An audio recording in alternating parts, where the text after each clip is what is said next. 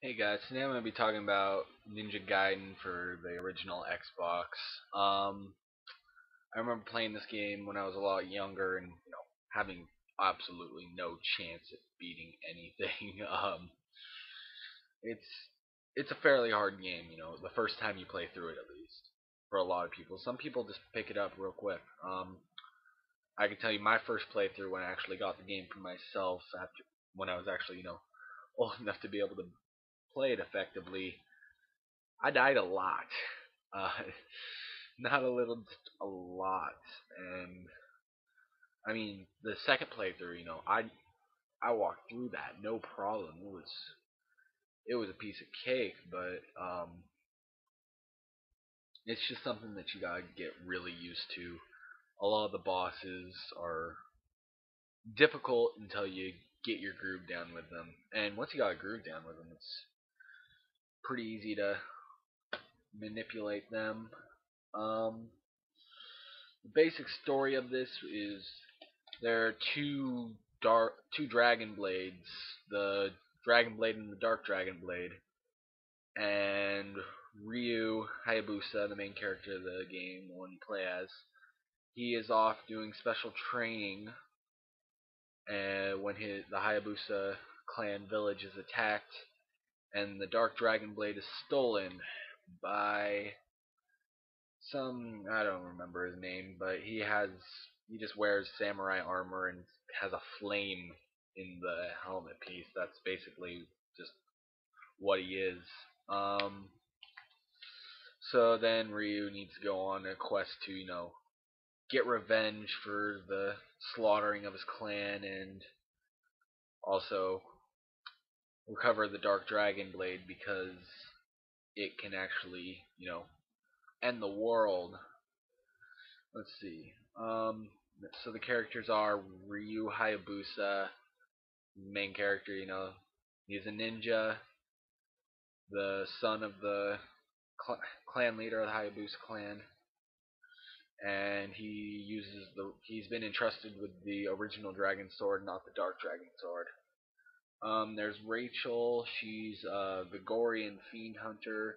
Most of the game happens in the Vigorian Empire. Um, it's an empire ruled by fiends, and Rachel goes around and kills them, but she's not very effective actually in the game. She kind of gets Princess Peach syndrome and just gets kidnapped over and over. There's Mirai. He's a master ninja. He's the guy that teaches you in the beginning, and then there's other things with him. But spoiler alert. There's Ayane. She basically is somewhere around throughout the whole series, like show game, and every now and then a kunai will just pop up with a little note on it, and that's from Ayane giving you some sort of hint. She doesn't really do anything, but there's that. Gahara. Yeah, I'm just reading from this. I This is just some girl from Hayabusa village who gets killed, I think, in the beginning. And then there's some, you know, shop guy, uh, a bunch of people. There's Alma. She's a greater fiend. It goes into finding out that she is Rachel's sister. Oh my God! Spoiler alert! It really just doesn't come up. It's not something that you're gonna freak out about because you know before you even get to the boss. Doku, he's the samurai armor with the flame I told you about.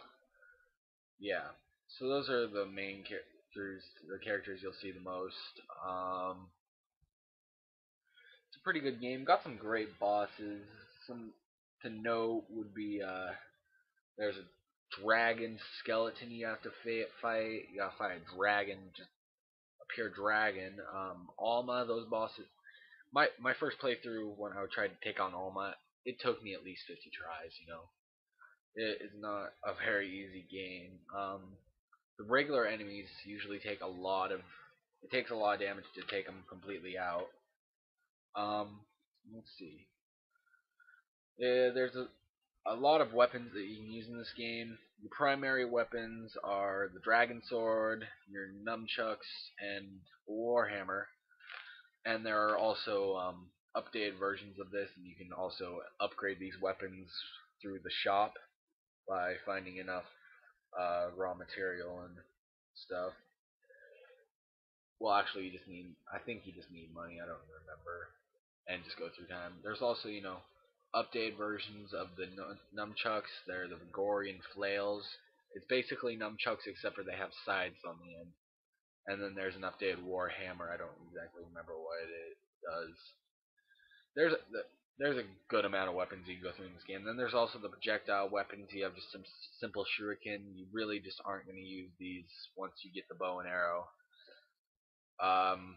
The shuriken you can also, but you can find the windmill shuriken, which is just a huge shuriken that will just always come back to you. It's a good weapon to use. And then there's also exploding shuriken, which I wish they just didn't have in the game, just because there's these enemies that will just spam it. They will just spam throwing those shuriken at you, and they're just ninjas, so it's hard to take them all out at once. If you try to take out one, you're going to get hit with a bunch of exploding shuriken, and then bam, you're gonna fall. And then there's the bow and arrow. You'll get different types of bows, exploding, anti-tank, because there's a tank boss. Um, yeah, games. I think it's pretty good. It's also got some platformer elements. There's a lot of parkouring around. It's a pretty fun game. At times it can seem a little unfair, uh, but you just gotta play through it. It's part of the fun. I forgot to mention that you also have some magical abilities. Uh, they're all basically, just elemental, and they all do their own different things, but nothing too special. Overall, I give this game a 6 out of 10. It could have been a lot better than it was, but it's still great. Yeah. So, see you next time, you people out there in YouTube land. This is Jared the Hedgehog signing off.